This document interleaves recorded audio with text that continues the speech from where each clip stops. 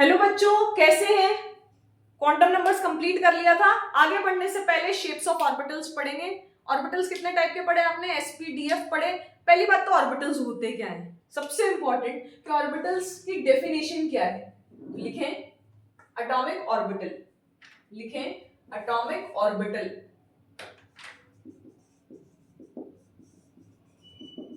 Atomic orbital क्या है? तो 3D region around the nucleus in an atom where probability of finding an electron is maximum, that is almost 90 to 95%। ठीक है, electron पाने की probability, क्योंकि इलेक्ट्रॉन पार्टिकल ही नहीं है, वेव भी है, 100% प्रोबेबिलिटी तो कभी नहीं दे सकते। मैक्सिमम प्रोबेबिलिटी 90 से 95 इलेक्ट्रॉन पाने की प्रोबेबिलिटी वहां होगी उस रीजन में, तो हम उसे कह देंगे कि वो एटॉमिक ऑर्बिटल है। और हमने एटॉमिक ऑर्बिटल कितने टाइप के पढ़े? पहला पढ़ा एस ऑर्बिटल, ठीक है। सेकंड पर आप E orbital, D orbital, F orbital. अभी बात करते हैं कहां से कैसे कैसे हुआ। तो एस ऑर्बिटल फर्स्ट शेल से ही स्टार्ट हो जाता है, क्योंकि फर्स्ट शेल में एक ही सब शेल है 1s, और 1s में एक ही ऑर्बिटल है s। क्लियर है? और उस ऑर्बिटल में 2 इलेक्ट्रॉन हो सकते हैं, हाइड्रोजन हीलियम, वही बनते हैं, आगे जाके हम पढ़ेंगे। तो एस ऑर्बिटल में लिखें it has symmetrical spherical shape, it has symmetrical spherical shape. इसका मतलब क्या है? स्फेयर तो है, ठीक है, ये एक्स डायरेक्शन हो गई, ये वाई डायरेक्शन हो गई, ये जेड डायरेक्शन हो गई, तो ये स्फेयर है, ठीक है। अब इट इज सिमेट्रिकल। सिमेट्रिकल का मतलब क्या है? That probability of finding an electron, probability of finding an electron at a given distance from the nucleus is same in all directions, मतलब यहां से अगर हम बढ़ते हैं किसी गिवन डिस्टेंस पे बात करें, तो यहां पे जितनी प्रोबेबिलिटी होगी इलेक्ट्रॉन को पाने की, वही प्रोबेबिलिटी यहां होगी, वही प्रोबेबिलिटी यहां होगी, वही प्रोबेबिलिटी, मतलब डायरेक्शन का कोई लेना देना नहीं है, नॉन डायरेक्शनल है। कैसा है? नॉन डायरेक्शनल ऑर्बिटल है। जैसे P में हम बात करेंगे दैट इट हैज 2 लोब्स, अभी बात करते हैं, तो x एक्सिस पे होगी, y एक्सिस, ओरिएंटेशन की बात जहां पे आती है वहां से P D चालू होता है, यहाँ पे कोई ओरिएंटेशन नहीं है, सब डायरेक्शन में इलेक्ट्रॉन डेंसिटी सेम मिलेगी। क्लियर है? अगर इसे डॉट डायग्राम से देखें, क्योंकि एनसीईआरटी में भी आपको दे रखा है, अगर आप डॉट डायग्राम से इसे बनाएं तो ये डॉट क्या बता रहा है? इलेक्ट्रॉन डेंसिटी बता रहा है, ठीक है। जहां पे डॉट ज्यादा मिलेंगे इसका मतलब इलेक्ट्रॉन पाने की प्रोबेबिलिटी वहां ज्यादा मिलेगी। क्या बोला मैंने? जहां पे इंटेंसिटी ऑफ डॉट ज्यादा होगी वहां पे इलेक्ट्रॉन पाने की प्रोबेबिलिटी 90% होगी, और यहां सपोज टू बी 90% है जहां डॉट की इंटेंसिटी ज्यादा है, और जहां डॉट्स कम है वहां 60% हो सकती है, 70% हो सकती है। तो intensity of dot is directly proportional to the probability of finding an electron, ठीक है। इंटेंसिटी ऑफ डॉट ज्यादा, probability of finding an electron ज्यादा। क्लियर है? तो ये दोनों चीजें समझ में आई। क्लियर है? तो एस ऑर्बिटल के बारे में सब कुछ समझ में आया। अब एस ऑर्बिटल के बारे में एक और चीज पढ़ते हैं। जैसे 4s है, 2s से स्टार्ट करते हैं, 1s से स्टार्ट करते हैं, ठीक है, जहां से कहानी स्टार्ट होती है। सपोज टू बी 1s है, 2s है, 3s है, 4s है। क्लियर है? 1s है, 2s है, 3s है, 4s है। साइज बढ़ रही है और एनर्जी भी बढ़ रही है as we move away from the nucleus. Nucleus से जितना दूर जाते जाएंगे तो शेल बढ़ते जा रहे हैं, n इज टू 1। ये क्या डिनोट करता है भाई? प्रिंसिपल क्वांटम नंबर, ठीक है। First shell, second shell, third shell, fourth shell, first shell, second shell, third shell, fourth shell, KLMN। तो जैसे जैसे हम दूर जाते जा रहे हैं साइज बढ़ता जा रहा है ऑर्बिटल का, और एनर्जी भी बढ़ती जा रही है, क्योंकि सबसे कम एनर्जी कहां होगी? जो न्यूक्लियस के सबसे करीब होगा।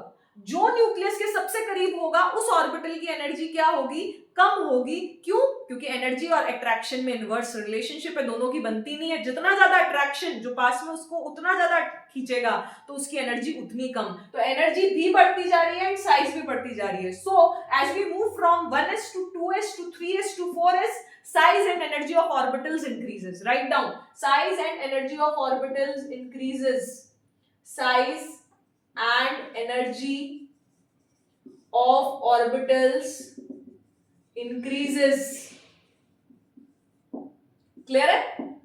ठीक है? As we move away from the nucleus, as we move away from the nucleus, size and energy of orbitals increases as we move away from the nucleus.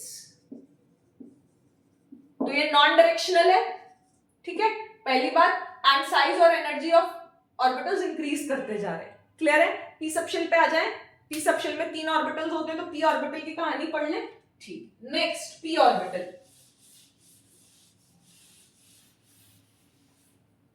P orbital में आप क्या देखेंगे,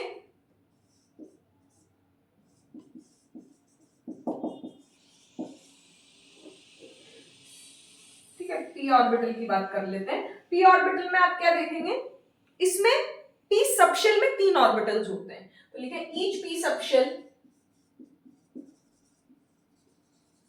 has 3 p orbitals. Clear? Has 3 p orbitals. px, py, pz. इन तीनों ये क्या आएंगे, px, py, pz. Clear? तो px, py, pz 3 orbitals आपको मिलेंगे हर p सबशेल में। क्लियर है इतना?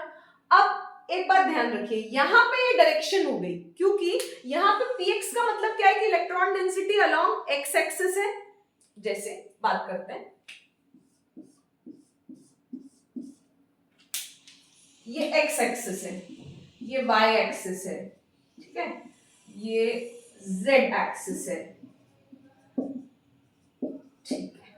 अब आप ध्यान से देखिएगा, x एक्सिस पे इलेक्ट्रॉन डेंसिटी है, ठीक है, एक्स एक्सिस पे इलेक्ट्रॉन डेंसिटी है, यहाँ वाई एक्सिस पे इलेक्ट्रॉन डेंसिटी है, यहाँ जेड एक्सिस पे इलेक्ट्रॉन डेंसिटी है।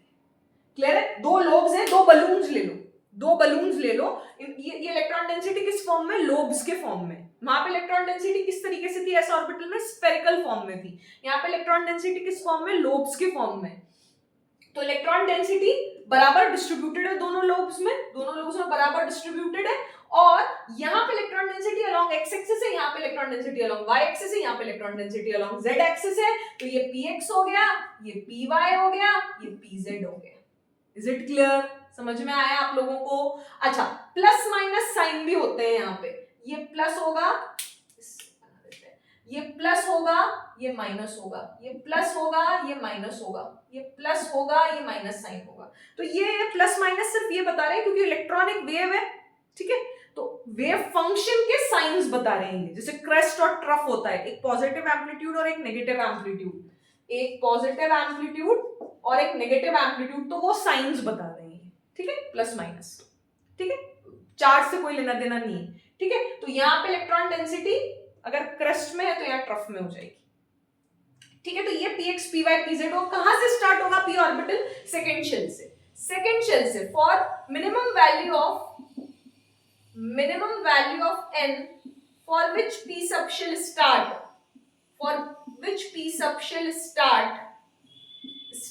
is 2। पहली शेल में एक सबशेल s, दूसरी शेल में 2 सबशेल 2s और 2p। तो 2s स्टार्ट होना चाहिए, 2s 2px 2py 2pz 3px 3py 3pz। 1p कुछ नहीं होता है, 1p एग्जिस्ट नहीं करता है ना। यहाँ पे मैं लिख देती हूँ 1p does not exist, 1p does not exist, remember it। Clear है? तो इसका शेप तो स्फेरिकल था, इसका शेप क्या है, डम्बबेल।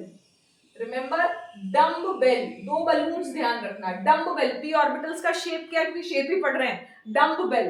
Is it clear? ठीक है। और इसमें क्या पढ़ सकते हैं, नोडल प्लेन्स। तो लिखे नोडल प्लेन्स क्या होते हैं, nodal plane represents the plane, right down, nodal plane represents the plane, nodal plane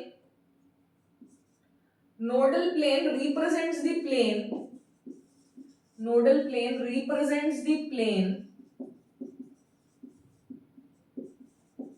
passes through the nucleus, passes through the nucleus, it represents the plane passes through the nucleus where there is zero probability of finding an electron, zero probability of finding an electron.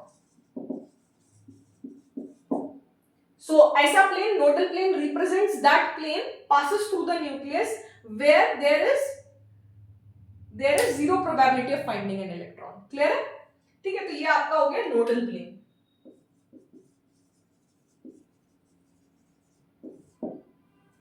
ऐसा plane जहां पे electron पाने की probability क्या हो, zero हो. ठीक है, अब आगे बढ़ जाते हैं. ठीक है, इसमें भी एक चीज ध्यान रखिएगा. सपोज टू बी आपको दिया जाए कि 4p 3p 2p 1p कुछ नहीं होता है. इसमें साइज बढ़ता जाएगा और एनर्जी भी बढ़ती जाएगी. 2p से 3p जाओगे, 3p से 4p जाओगे तो size and energy of subshell या ऑर्बिटल्स, सबशेल के अंदर ऑर्बिटल्स ही होंगे, तो 4p में कोई एक ऑर्बिटल ले लो, 3p में कोई 3p सबशेल में एक ऑर्बिटल ले लो, 2p सबशेल में एक ऑर्बिटल ले लो, तो उन ऑर्बिटल्स की साइज और एनर्जी क्या होती जा रही है, बढ़ती जा रही है. Size and energy, size and energy of orbitals increases as we move away from the nucleus, in p subshell also. Clear है? अच्छा, अब एक और बात. ठीक है, p कोई सा भी 2p ले लो, 3p ले लो, 4p सबशेल ले लो. सपोज टू बी 2p में हमने 3 सेट बनाए थे, 1, ठीक है, 2, वापस से क्यों बना रहे हो अभी समझ में आएगा आपको. ये py ले लो, ये px ले लो, ये pz ले लो. ठीक है, ये अभी अपन ने डिस्कस किया था. ठीक है, ये x, ये z. ठीक है, इन तीनों में आप देखोगे इनकी साइज सेम है. इन तीनों सबशेल, एक ही सबशेल की बात हो रही है ना, 2p की तो 2p की. ऐसा नहीं 2p का एक ऑर्बिटल ले लिया, 3p का एक ऑर्बिटल ले लिया, ऐसा मत करना. ठीक है, 2p के तीनों ऑर्बिटल्स की बात हो रही है. उन तीनों ऑर्बिटल्स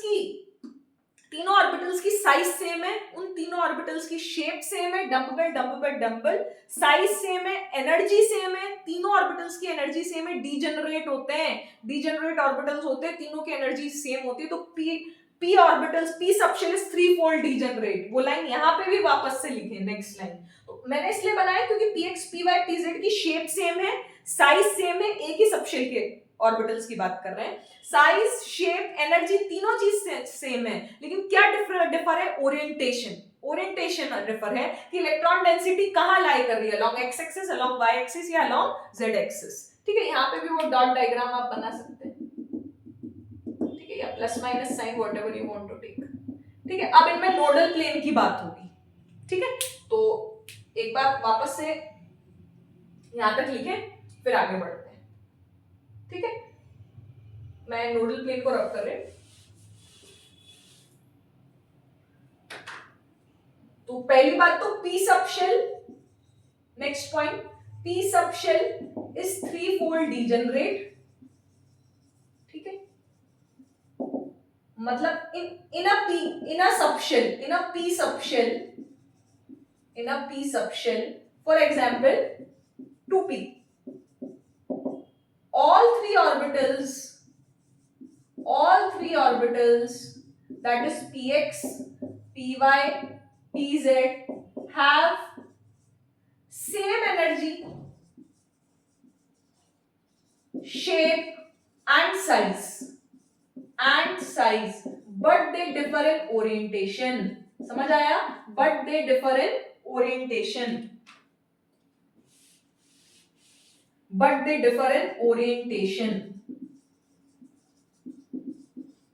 इसकी इलेक्ट्रॉन डेंसिटी अलोंग y है, इसकी electron density along x axis है, इसकी electron density along z axis. दो बलून्स ले लो, अभी बताऊंगी भी सही एग्जांपल से.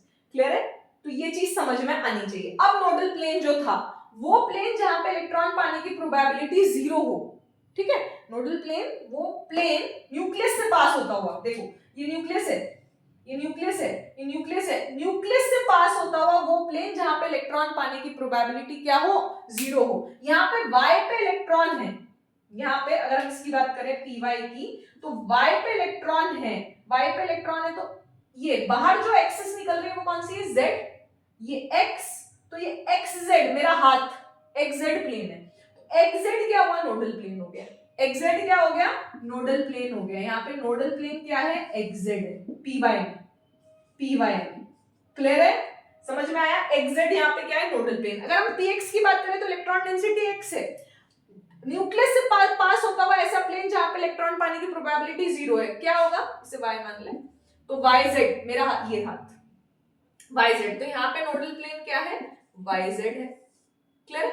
यहाँ पे z एक्सिस पे इलेक्ट्रॉन डेंसिटी है, ये x है, ये y है, तो z एक्सिस पे मतलब लोब यहाँ बाहर है, एक लोब यहाँ बाहर है, एक लोब अंदर है, तो बोर्ड के प्लेन में तो इलेक्ट्रॉन डेंसिटी है ही नहीं, तो इसका नोडल प्लेन क्या होगा, xy। pz के लिए नोडल प्लेन क्या होगा, xy। इज इट क्लियर, तो नोडल प्लेन कितने हुए, एक हुए, क्लियर।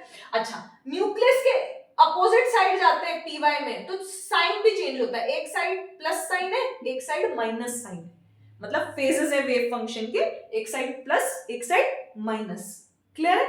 तो जब भी हम इक्वल डिस्टेंस पे जाएंगे, इधर की साइड अब ऊपर गए x, उसके अपोजिट साइड अगर x गए तो क्या साइन रिवर्स हो रहा है, हाँ रिवर्स हो रहा है, तो ये जिरेड ऑर्बिटल, अनजिरेड ऑर्बिटल्स क्या है, अनजिरेड ऑर्बिटल्स हैं।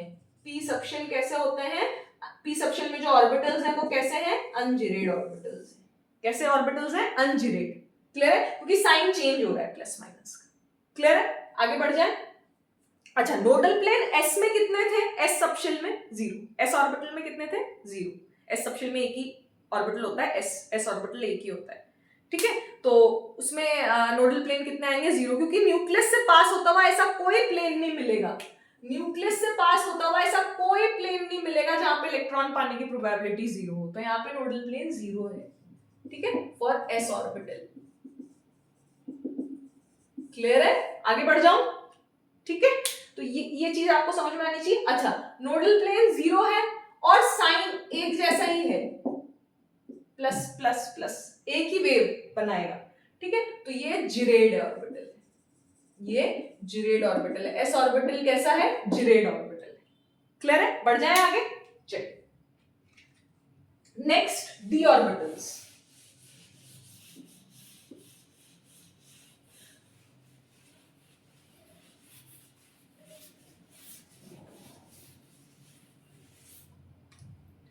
देखें d ऑर्बिटल्स,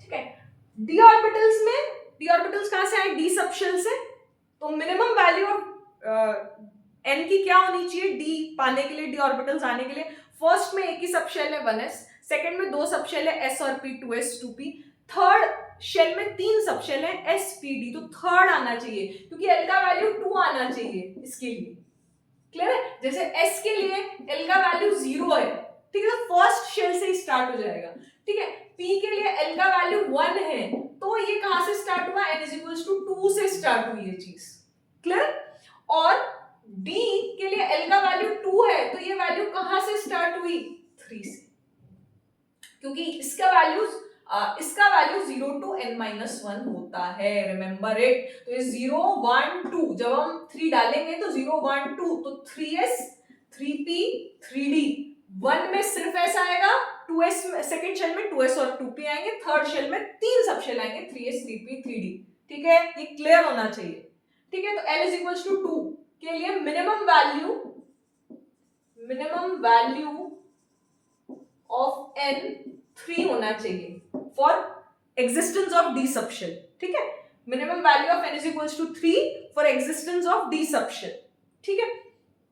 अब इसमें 5 d ऑर्बिटल्स होते हैं, अच्छा ये भी समझ लेते हैं, जब n = 3 होगा तो l का वैल्यू 0, l का वैल्यू 1, l का वैल्यू 2, तो m का वैल्यू इसके लिए क्या होगा, -l2 0 2 +l, क्लियर, तो इसका वैल्यू क्या होगा 0, इसका वैल्यू क्या होगा -1 0 +1, इसके लिए वैल्यू क्या होगा, -2 -1 0 +1 +2, इतना भी समझ में आना चाहिए। क्लियर है, ये भी चीज समझ में आनी चाहिए। वैसे भी क्वांटम नंबर्स में बहुत अच्छे से पढ़ा चुकी, लेकिन फिर भी बता रही हूँ। तो यहाँ पे एक m की हर value, m magnetic quantum number, हर वैल्यू एक ऑर्बिटल को कॉरेस्पॉन्ड करती है। तो ये एक ऑर्बिटल आया तो वो s है, ये 3 ऑर्बिटल्स आए तो ये p सबशेल है, 3p सबशेल, 3 ऑर्बिटल्स, ये 5 ऑर्बिटल्स आए, क्लियर है, तो ये d सबशेल कॉन्स्टिट्यूट करेंगे। क्लियर है, L = 2। यहां तक समझ में आया, ये चीज पूरी क्लियर होनी चाहिए। बढ़ जाए आगे, तो हमारे पास 5, तो L = 2 के लिए m की वैल्यू -2 -1 0 +1 +2 5d ऑर्बिटल्स हैं। पहली बात तो ये समझ में आनी चाहिए, ठीक है, 5d ऑर्बिटल्स हैं। अब उन 5d ऑर्बिटल्स में हमें क्या करना है, उन्हें पढ़ना है बहुत अच्छे से। तो देखें क्या क्या होते हैं, देखें।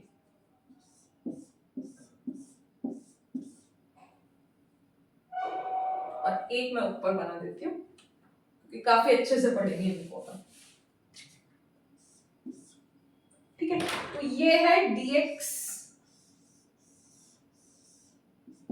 dxy, जहां पे electron density between the axis है, ना x पे है ना y पे, बिटवीन द एक्सिस है।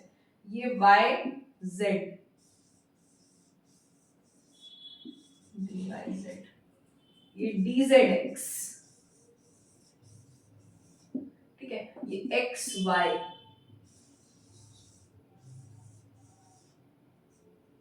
ठीक है, x और y पे, तो ये dx² -y², ये dxz, क्लियर। और dz² क्या होगा, देखो, ये dz पे 2 लोब्स, 2 बलून्स, ऐसे समझ सकते हैं, इसे x मान लो या y मान लो, व्हाटएवर, और एक कंसेंट्रिक रिंग भी आएगी xy प्लेन, क्लियर। अब इलेक्ट्रॉन डेंसिटी की भी बात करते हैं, कंसेंट्रिक रिंग आएगी, अभी बताती हूँ, विजुअलाइज भी करवाती हूँ, ठीक है। तो dz², अब आप मेरी बात ध्यान से सुने, बहुत ध्यान से देखिएगा, ये है बिटवीन द एक्सिस, ये तीनों, तो ये नॉन एक्सियल सेट है, एक्सिस पे नहीं है इलेक्ट्रॉन डेंसिटी, तो ये नॉन एक्सियल सेट है d ऑर्बिटल्स का, पहली बात तो ये समझना चाहिए, ठीक है। और यहाँ पे dz² में और dx² में एक्सिस पे डेंसिटी, मैं इसको भी ऊपर बनाती हूँ ताकि आपको क्लैरिटी रहे, ठीक है।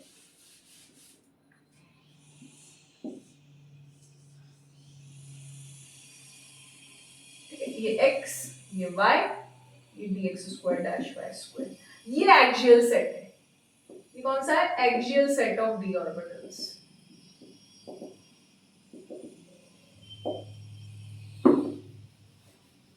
ये एक्सियल सेट है d ऑर्बिटल्स का।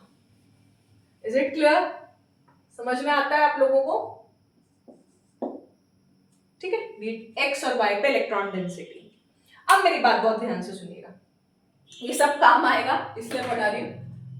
पहली बात तो नोडल प्लेन्स कितने कितने हैं, ये जिरेड ऑर्बिटल्स हैं, यहाँ पे इस न्यूक्लियस के अपोजिट साइड जाओगे तो सेम साइन मिल रहा है, सेम साइन मिल रहा है, तो ये जिरेड ऑर्बिटल्स हैं, तो ये जिरेड ऑर्बिटल्स हैं, ये सब जिरेड ऑर्बिटल्स हैं, डी ऑर्बिटल सारे जिरेड होते हैं, प्लस प्लस, और नेगेटिव इलेक्ट्रॉन डेंसिटी होती है इस कॉन्सेंट्रिक रिंग में, ये प्लस प्लस माइनस माइनस, ये प्लस प्लस माइनस माइनस, ये प्लस प्लस माइनस माइनस, ये सब क्या है, पांचों के पांचों जिरेड ऑर्बिटल्स हैं। तो डी ऑर्बिटल्स कैसे होते हैं, जिरेड ऑर्बिटल्स होते हैं। इज इट क्लियर, समझ में आया, ठीक है। अब मेरी बात बहुत ध्यान से सुनिएगा, यहां पे नोडल प्लेन कितने दिख रहे हैं dxy के लिए, इस न्यूक्लियस से पास होता हुआ ऐसा प्लेन, देखो मेरा हाथ z है, तो yz एक नोडल प्लेन हो गया, yz एक नोडल प्लेन हो गया, yz, और ये xz भी एक नोडल प्लेन हो गया, ये नोडल प्लेन इसके लिए, क्लियर। ये हाथ और ये हाथ, जहां पे इलेक्ट्रॉन पाने की प्रोबेबिलिटी कितनी है, 0।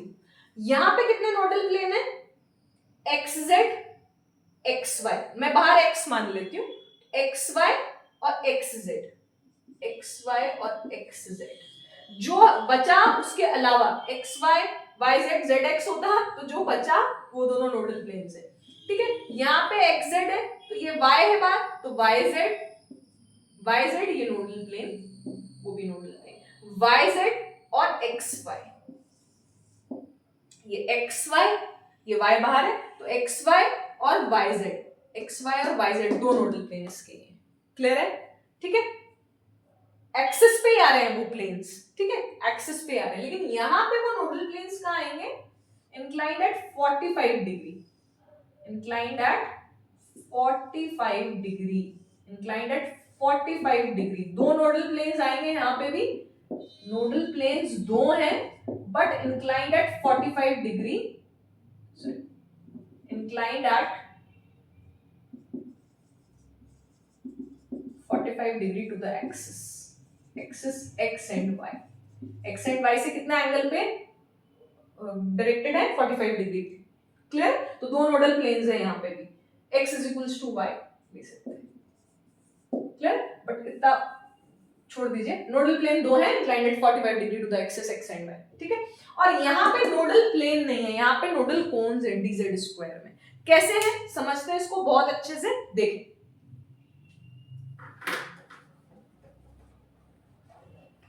ये देखिए, ये दो लोब्स हैं, 1 मिनट, ये दो लोब्स हैं, ठीक है, ये दो लोब्स हैं z पे, dz स्क्वायर में, हम dz स्क्वायर की बात कर रहे हैं, ये dz स्क्वायर है, ये z एक्सिस है, ये दो लोब्स हैं, देख रहे हैं आप, ये दो लोब्स हैं z एक्सिस पे, z एक्सिस पे दो लोब्स दिख रहे हैं, plus z minus z। Clear है? तो इलेक्ट्रॉन डेंसिटी कहाँ हुई? z एक्सिस पे। और ये कंसेंट्रिक रिंग है जो न्यूक्लियस यहाँ पे है, न्यूक्लियस के अराउंड है।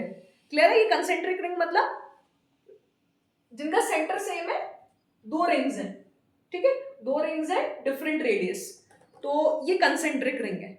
Is it clear? समझ में आया? तो यहाँ पे सेम डेंसिटी, इलेक्ट्रॉन डेंसिटी का वेव फंक्शन सेम साइन है, और यहाँ पे अपोजिट साइन है इस एक्स वाई में, इस एक्स वाई में अपोजिट साइन है, माइनस माइनस मैंने यहाँ लगाया है, और ऊपर नीचे सेम साइन है, ठीक है।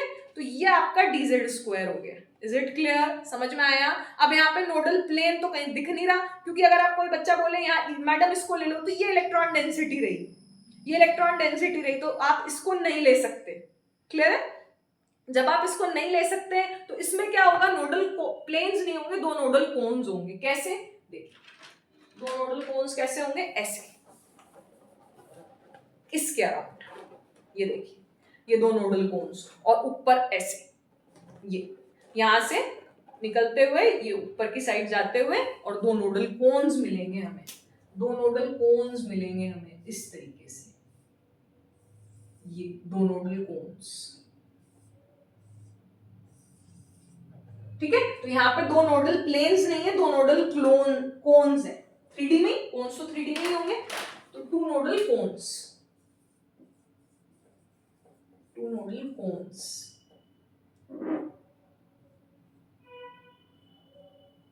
To nodal cones. Is it clear? dz square में, जो कि एक्सियल सेट है। समझ में आया? अब सपोज टू बी इसे pz ले लेते हैं, इसको हटा देते हैं, ठीक है, सपोज टू बी इसको हटा देते हैं और इसको pz ले लेते हैं। 1 मिनट,